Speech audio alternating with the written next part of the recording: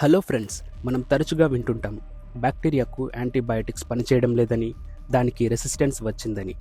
కానీ అసలు ఈ రెసిస్టెన్స్ ఎలా వస్తుంది? అంటే యాంటీబయాటిక్ చూశాక బ్యాక్టీరియా మారిపోతుందా? లేక అది ముందే తయారై ఉంటుందా?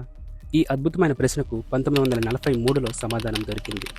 అదే నేటి మన టాపిక్. దీనిని నిరూపించింది సాల్వడార్ లూరియా మరియు మార్క్స్ డెల్బ్రూక్. వీరు చేసిన ప్రయోగం పేరు ఫ్లక్చువేషన్ టెస్ట్. అప్పట్లో ఒక వాదన ఉండేది.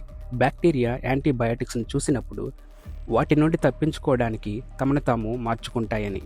కానీ లూరియా మరియు డెల్బ్రూక్ దీనిని నమ్మలేదు. దీనిని నిరూపించడానికి వీరేం చేశారంటే, 2 వేర్వేరు టెస్ట్ ట్యూబ్లలో బ్యాక్టీరియాను తీసుకొని ఆ 2 వేర్వేరు కల్చర్లను T1 బ్యాక్టీరియోఫేజ్ ఉన్న ప్లేట్లో వేస్తారు. ఒకవేళ బ్యాక్టీరియా వైరస్ను చూశాక రెసిస్టెన్స్ పొందితే అన్ని ప్లేట్లలోనూ దాదాపు ఒకే సంఖ్యలో బ్యాక్టీరియా బ్రతకాలి. కానీ నిజంగా జరిగింది ఏంటంటే, కొన్ని ప్లేట్లలో అస్సలు బ్యాక్టీరియా బ్రతకలేదు. కొన్నిటిలో చాలా ఎక్కువ సంఖ్యలో బ్యాక్టీరియా బ్రతికి ఉన్నాయి. దీని అర్థం ఏంటో తెలుసా? బ్యాక్టీరియాలో మ్యుటేషన్స్ యాంటీబయాటిక్స్ను చూడకముందే ర్యాండమ్గా జరుగుతాయి. అంటే రెసిస్టెన్స్ అనేది బ్యాక్టీరియాకు ముందే వచ్చి ఉంటుంది. ఇది కేవలం న్యాచురల్ సెలెక్షన్ మాత్రమే.